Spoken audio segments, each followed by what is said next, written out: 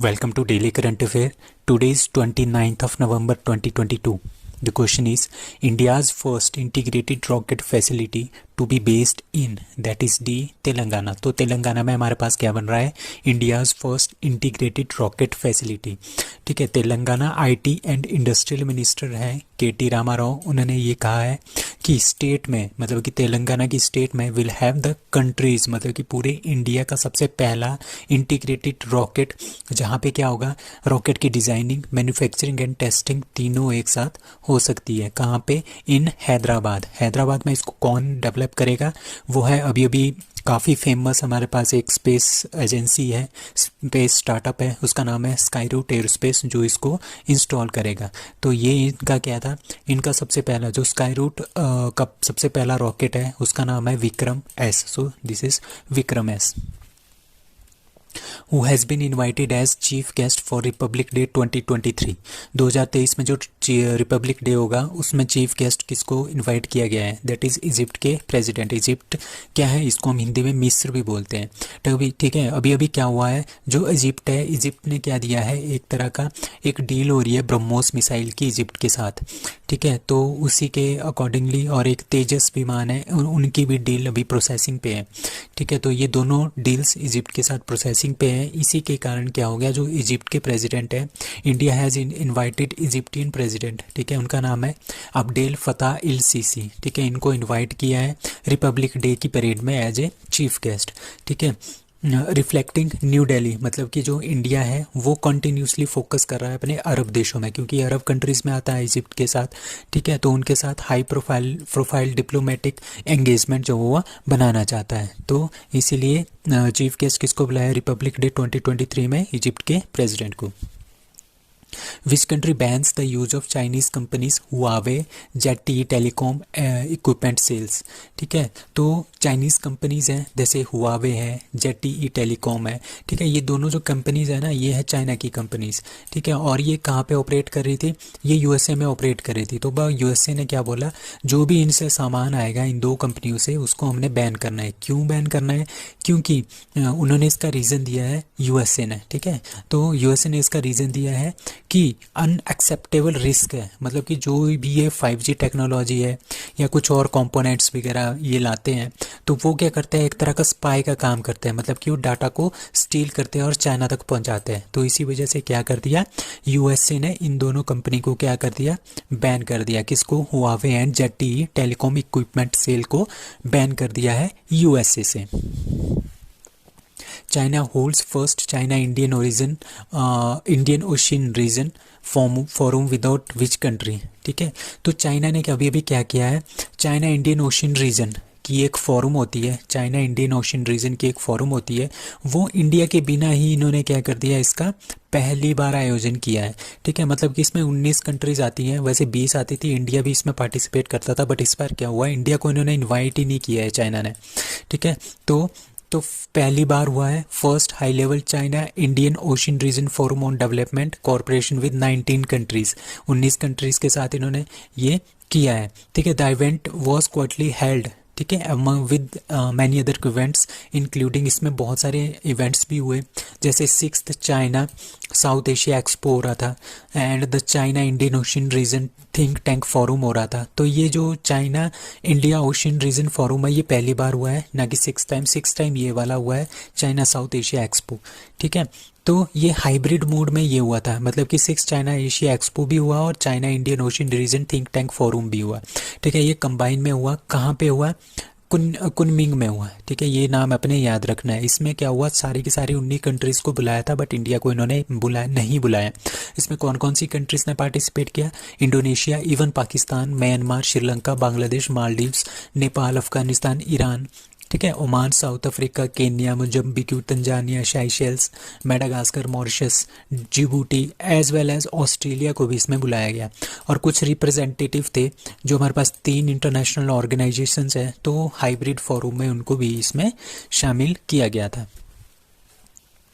Who becomes first male player to score in 5 world cups? ठीक है, तो अभी क्या चल रहा है, हमारे पास फीफा का वर्ल्ड कप चल रहा है. तो पहला मेल प्लेयर कौन बना है जिसने 5 कंटिन्यू 5 वर्ल्ड कप में कुछ कोई ना कोई गोल किया है। उनका नाम है B Cristiano Ronaldo. So Cristiano Ronaldo is from Portugal. ठीक है, उन्होंने क्या कर दिया, अभी घाना के साथ इनका मैच चल रहा था कतर में वर्ल्ड कप हो रहा ना, फीफा वर्ल्ड कप, तो वहाँ पे हुआ। वहाँ पे इन्होंने एक पेनल्टी किक में एक गोल कर दिया।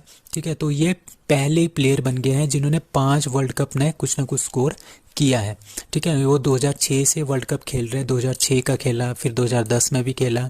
ठीक है, साउथ अफ्रीका में जो हुआ था, उसके बाद 2014 में इन्होंने खेला ब्राज़ील में, उसके बाद 4 गोल जो इन्होंने 2018 रशिया में जो फीफा वर्ल्ड कप हुआ उसमें भी किए थे, और अभी अभी इन्होंने फीफा वर्ल्ड कप जो कतर में हो रहा है 2022 में, उसमें भी गोल कर दिया है। तो ऐसा करने वाले ये पहले प्लेयर बन गए हैं। और फीफा क्या है, FIFA is the federation international day football association है, और ये फाउंड हुआ था 21 मई 1904 को। ठीक है, 118 साल पहले।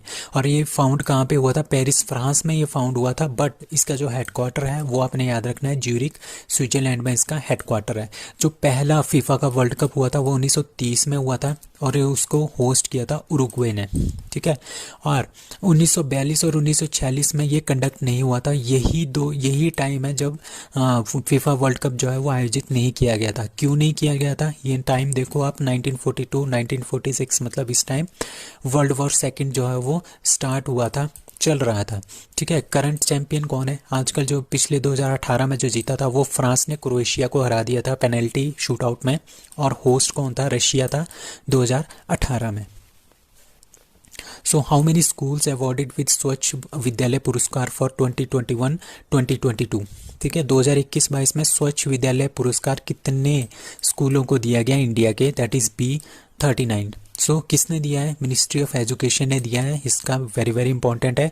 ठीक है, आउट ऑफ विच, ठीक है, जो 39 स्कूल्स थे उसमें से जो 28 थे वो गवर्नमेंट स्कूल्स थे, और 11 जो थे वो प्राइवेट स्कूल्स थे। ठीक है, और उसमें से क्या थे, 17, उसमें से 39 में से क्या थे, 17 जो है एलिमेंट्री स्कूल थे, और 22 जो है सेकेंडरी, सीनियर सेकेंडरी और हायर सेकेंडरी स्कूल थे। ये डाटा आपने याद रखना है। अब इसमें क्या था, इसमें बहुत सारे स्कूल्स इंक्लूड किए गए थे। जिस तरह से 2 जो स्कूल थे वो कस्तूरबा गांधी बालिका विद्यालय थे, एक जो स्कूल था वो नवोदय विद्यालय था। ठीक है, जो 3 स्कूल थे वो केंद्रीय विद्यालय भी इसमें इंक्लूड कर किए गए थे। ठीक है, और ये स्वच्छ विद्यालय पुरस्कार क्यों दिया जाता है, ये इसीलिए दिया जाता है कि स्कूलों में आपकी कितनी स्वच्छता है, कितनी हमारे पास वाटर की फैसिलिटी है, सैनिटेशन है, हाइजीन अच्छे से रखा जाता है कि नहीं है, गुड क्वालिटी है, साफ़ सुथरे स्टूडेंट्स रहते हैं कि नहीं है, तो उसके बेस पे ये अवार्ड दिए जाते हैं।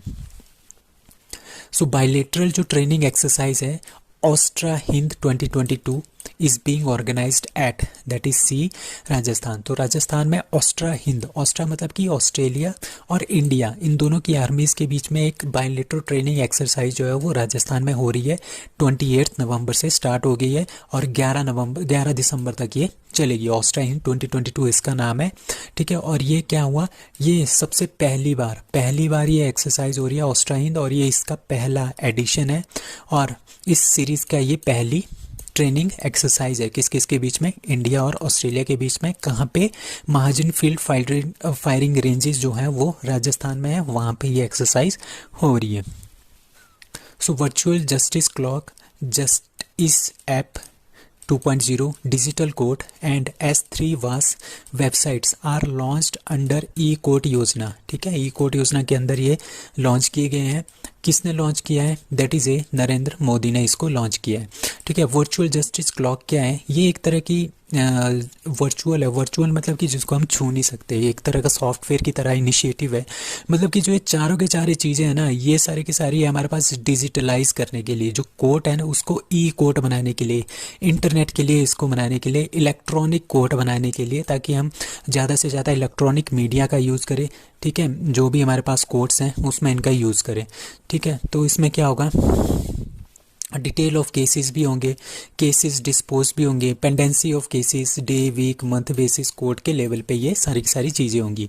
उसके बाद जस्टिस जो मोबाइल ऐप 2.0 होगा वो जुडिशियल ऑफिसर्स के पास होगा। जितने भी जुडिशियल ऑफिसर्स होंगे ना वो इनको डाउनलोड कर सकते हैं, ये उसमें एक्सेस कर सकते हैं, और क्या कर सकते हैं, कोर्ट के केसेस को ये मैनेज कर सकते हैं, ठीक है, मॉनिटर कर सकते हैं, उसको देख सकते हैं, डिस्पोटर मतलब उनको देख सकते हैं, अच्छे से एनालाइज कर सकते हैं, डिस्पोज कर सकते हैं, ठीक है, वो कोर्ट्स के काम, ठीक है। जो जस्टिस मोबाइल ऐप हो गया, वर्चुअल क्लॉक जस्टिस क्लॉक भी होगी। उसके बाद आ गया डिजिटल कोर्ट। डिजिटल कोर्ट मतलब कि डिजिटल कोर्ट का मतलब ये है कि जितने भी काम हमारे पास कोर्ट में होंगे वो सारे के सारे हम डिजिटलाइज करेंगे, डिजिटल फॉर्म में हम इसको करेंगे। जितने भी रिकॉर्ड्स होंगे कोर्ट के उनको हम डिजिटल फॉर्म में रखेंगे। पेपरलेस कोर्ट बनाने की कोशिश है, ठीक है। और S3 वास वेबसाइट, ये वेरी इंपॉर्टेंट है। S3 वास जो वेबसाइट है वो हमने किसको दिया है, वो डिस्ट्रिक्ट की जुडिशरी को दिया गया है, ठीक है। जो डिस्ट्रिक्ट जुडिशरी है उसको ये दिया गया है, ठीक है। ये एक तरह का फ्रेमवर्क है। किसके लिए फ्रेमवर्क है?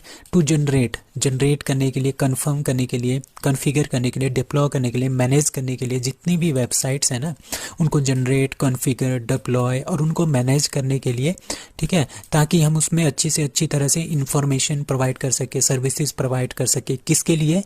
डिस्ट्रिक्ट जुडिशरी के लिए। तो S3 वास है डिस्ट्रिक्ट जुडिशरी के लिए, और ये सारा का सारा हमारे पास और जितने भी कोर्ट्स हैं उनके लिए ये जो है लॉन्च किया गया है। किसने लॉन्च किया है? नरेंद्र मोदी ने इनको लॉन्च किया है। So that's all for today, thank you.